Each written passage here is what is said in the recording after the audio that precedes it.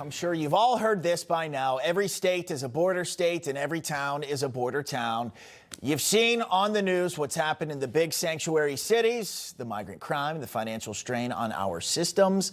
You've seen Venezuelan gangs take over apartment buildings in Aurora, Colorado, walking around with guns all over the place.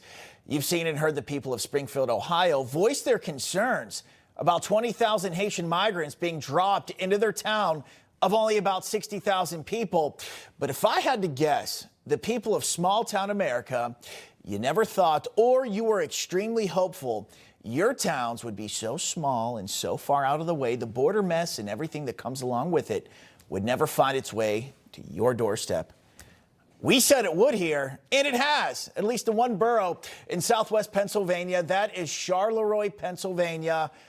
I was actually born and raised about 30 miles from there. I'm from that area. But this story has largely flown under the national radar. President Trump blew it open. Local outlets, though, they've been working it to a degree. Here's some of the recent headlines about it. Quote, immigrant liaison hired through Charleroi neighborhood program. Okay, it goes on. Pittsburgh Area School District says it has recently welcomed nearly 200 immigrant students. Haitian Flag Day celebrated. Charleroi has seen an increase in population due to immigration from more than 40 countries around the world. Charleroi is a tiny little borough an hour south of Pittsburgh that had a population a little bit more than 4,000 people. But I am told by local officials they've had roughly 2,500 migrants, mainly from Haiti and Liberia, show up. And they are experiencing all of the issues that every place has that is up against this. Strain on their resources, their schools, and a complete remake of their community. And the reports of car crashes that happen after illegal migrants go ahead and get their driver's license apparently is true. Based on these pictures, they have been given to me by a local councilman whom we're going to hear from shortly as proof. Cars crashing into homes, into light poles. You're going to see even what looks like a bus stop eventually if the pictures get there. Charleroi, Pennsylvania is quite a different place than it used to be. All brought on by the open border policies of Joe Biden and Kamala Harris, but that's not all. Charleroi, once a thriving borough in the heart of steel country, like so many little small towns in that region, they've lost that industry. And now even more quality jobs, they are about to go. Anchor Hawking, the glass manufacturer and operator of the plant, announced on September 4th its plans to close the factory and move all services to a plant in Lancaster, Ohio by the end of the year.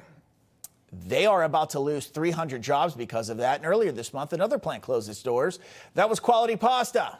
They obviously make pasta there, and they are going to lose another 100 jobs because of that. They are certainly facing some adversity in Charleroi, Pennsylvania. And again, the person to finally bring it to national attention outside of their local elected officials, they've done their best, was President Trump in Tucson, Arizona over the weekend. Okay, joining me now to join the discussion is the mayor of Charleroi, Pennsylvania, Greg DeFleur, along with Charleroi Borough Councilman Larry Salaski. Gentlemen, thanks for coming on today. I appreciate it. Thank you for having us. Thank you, sir. Yep, absolutely. Mayor, I'm going to start with you. So just you're down in Charleroi. You got the national stage now, so speak to me here. I grew up in Mount Pleasant right next door. What is going on?